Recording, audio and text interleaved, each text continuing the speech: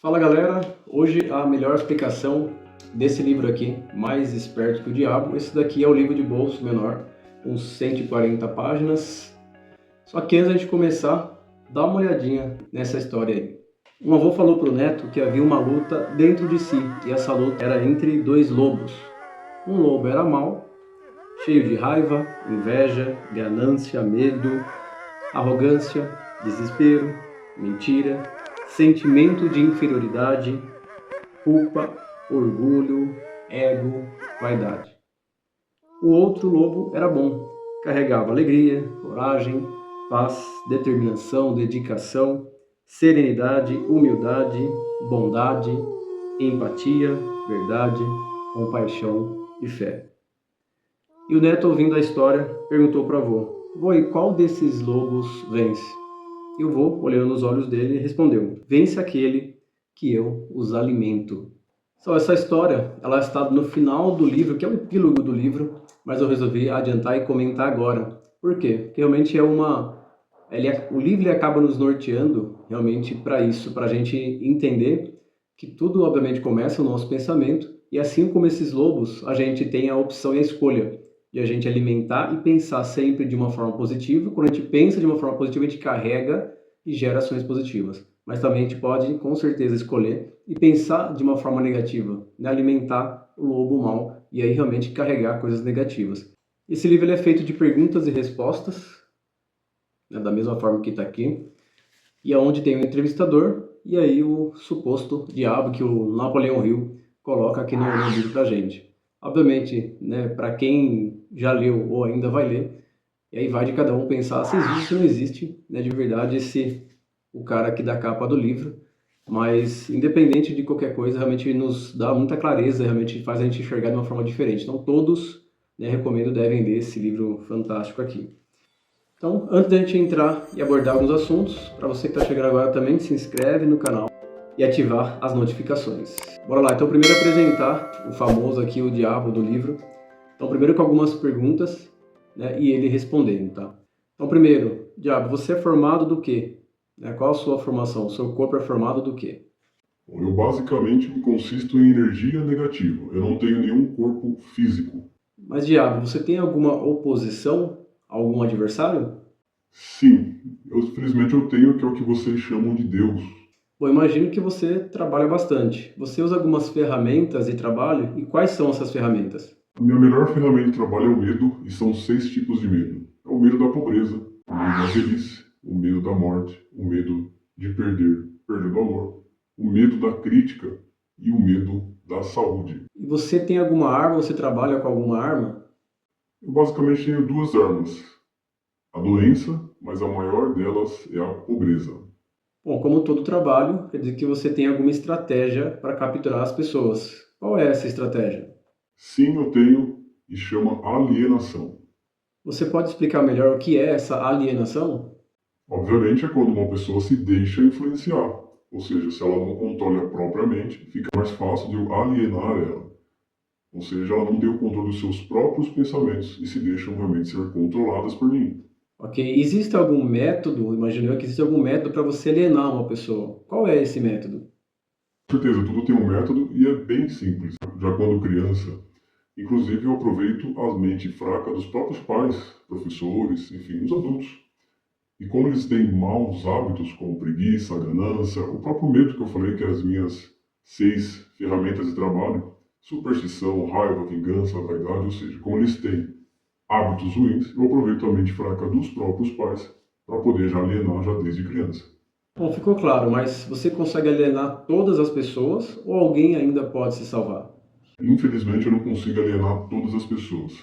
Aquela pessoa que de fato tem o pensamento exato, o pensamento apurado, a mente afiada, que tem o controle da própria mente, toma as decisões por si, essa realmente é difícil influenciar. Você me contou que você tem um método para fazer isso. Você consegue me dar alguns exemplos na prática? Como que você faz para realmente alienar essas pessoas? Com certeza, inclusive com base na minha ferramenta de trabalho, que é o medo. Então, por exemplo, quando a gente olha para a saúde, eu faço com que as pessoas, as crianças, elas comam errado, comem excesso e, naturalmente, elas não vão cuidar do corpo, vão ter medo da saúde. Por exemplo, no casamento, eu faço com que o casal brigue sobre, por exemplo, sobre finanças, sobre dinheiro, e naturalmente eles vão ter inclusive medo da própria pobreza, e façam ainda que eles eduquem mal os seus próprios filhos. Na área da poupança, eles gastem tudo que eles têm, que realmente eles não tenham o controle do dinheiro e da finança, que geram o medo da pobreza. Uma outra área é o ambiente. Eu faço com que eles estejam em ambientes desalinhados, desagradáveis, desarmoniosos. A outra área é a área do pensamento dominante. Eu faço com que eles pensem de forma negativa, inclusive pensem de forma negativa de si mesmo. Com isso, através das suas fragilidades, da sua mente fraca, eu consigo aliená-los também. E faço isso através das mídias, jornais, TVs, rádios. Através disso, as pessoas elas acabam não tendo o controle de si, o controle da própria mente, e eu consigo também aliená-las. Você pode me dizer basicamente qual a diferença de uma pessoa alienada e de uma pessoa não alienada? Com certeza. O alienado é um cara perdido na vida, não tem propósito nenhum, não tem plano de vida, não sabe para onde ele vai. Qualquer caminho para ele tá bom. Gasta tudo que ele ganha e mais um pouco, cheio de dívidas, não tem controle emocional nenhum, nem sabe o que é emoção, erra várias vezes no mesmo erro, sempre errando na mesma coisa, começa as coisas e não termina, só procrastina, come de tudo, come errado, não faz exercício físico, não cuida da saúde. Agora, o não alienado, esse infelizmente tem um plano de vida, tem um objetivo de vida, traça um plano, é um cara dedicado e vai até o final. Independente se ele erra, ele olha para o erro, aprende com ele e segue a vida dele. Não culpa os outros, em momento algum ele culpa os outros.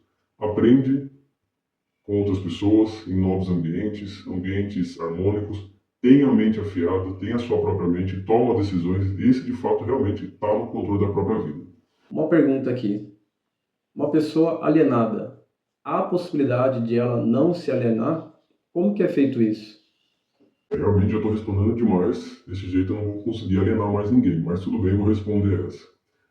Bom, para a pessoa não se alienar, realmente ela tem que ter a mente afiada de verdade. Então, realmente ela tem que ter o controle de si mesma. Então, ela pensar sobre si. E isso eu não quero dizer que realmente ela vai ser uma pessoa egoísta, individualista, egocêntrica. Não, mas realmente ter as decisões, ela tomar as decisões, ela tomar a rédea da vida dela. Então, realmente ela tomar as decisões, ter algo definido, fazer um plano de vida, colocar objetivos e metas na vida dela. E não realmente ir conforme a manada, pensar com a cabeça dos outros, porque o outro falou alguma coisa, ela sempre vai pegar a opinião dessa pessoa. Não, ela sempre vai ter a opinião dela, sempre baseada em fatos. É uma pessoa que realmente ela vai prezar pelo tempo dela, ela vai ser uma pessoa muito organizada, vai organizar o tempo dela. Inclusive, a gente perde 10% da nossa vida quando a gente é desorganizado. O não alienado, realmente, ele se organiza, ele tem uma rotina, ele tem realmente um plano bem definido. Ele reconhece que o seu grande ativo é o tempo. Então isso já é uma grande vantagem para ele. O não alienado, ele sabe que o medo, por exemplo, que realmente é uma as minhas ferramentas de trabalho, é um estado mental que ele pode controlar. Então ele controla apenas como um sentimento de medo, mas que ele consegue preencher, infelizmente ele consegue preencher com uma fé inabalável, que realmente ele consegue contornar a situação e dar a volta por cima. O não alienado, ele sabe que existe e vai existir pedras no caminho, uma derrota temporária, mas que ele vai encarar como degrau, realmente, para vitórias, para outras conquistas dele. Ele nunca vai aceitar qualquer coisa na vida dele, até porque ele entende que ele não é qualquer um, e realmente ele sempre vai ter um cuidado extremo com o foco dos pensamentos dele. Sempre os pensamentos deles vão estar realmente direcionados para algo positivo. Infelizmente, isso é ruim para mim. Já estou respondendo demais para você, já estou entregando ouro para você já.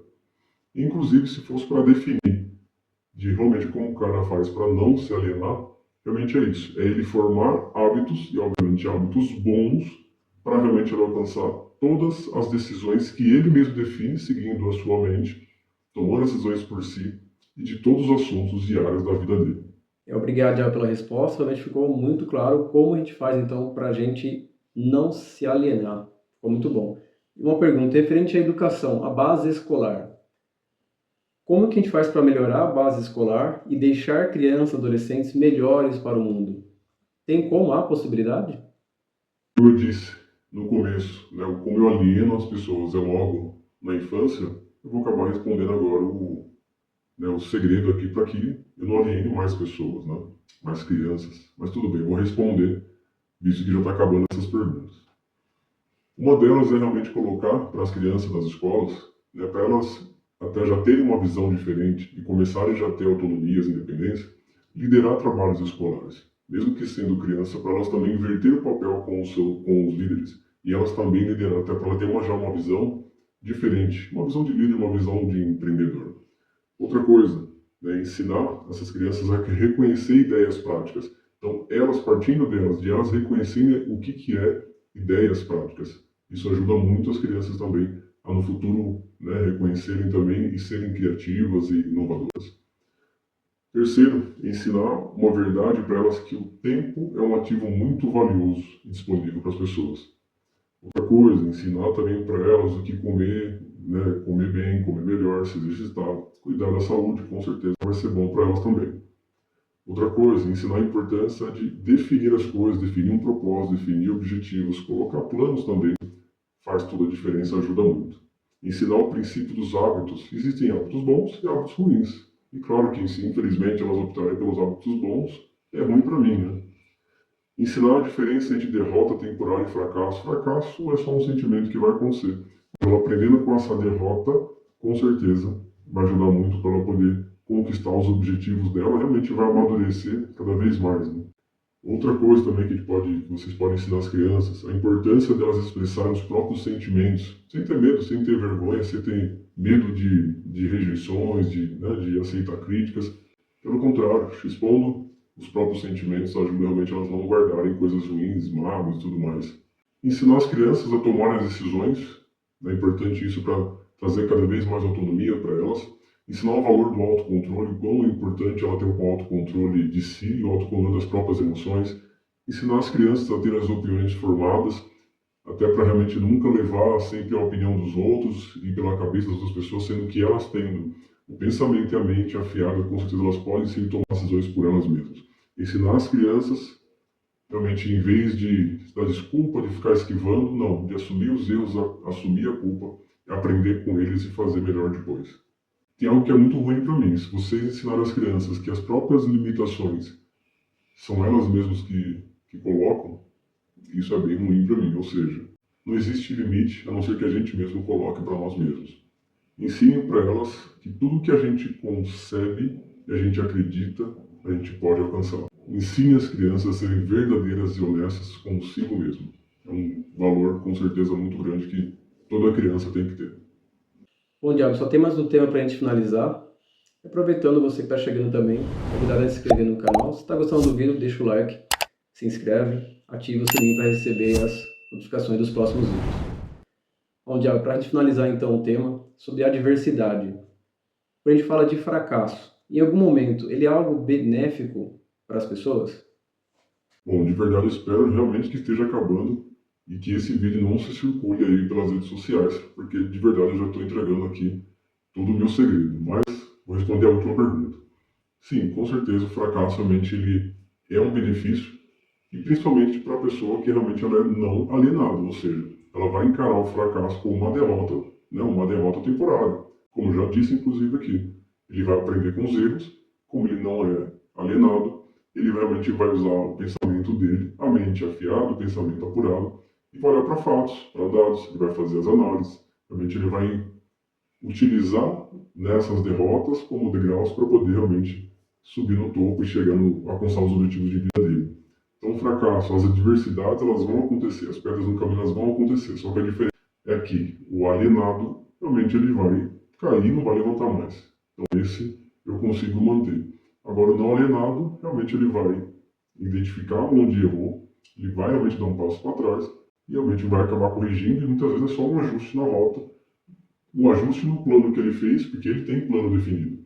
Ele vai apenas ajustar esse plano e realmente vai dar a volta por cima e vai dar continuidade. Com certeza ele vai conseguir os objetivos, vai atingir as metas da vida dele em todas as áreas da vida dele. Então, basicamente, essa a diferença que um alienado trata uma derrota, um fracasso, um sentimento de fracasso, de um não alienado. E esse não alienado realmente é o que eu não gosto, porque realmente é o que ele vai, com certeza ele vai conseguir dar a volta e vai atingir o objetivo dele.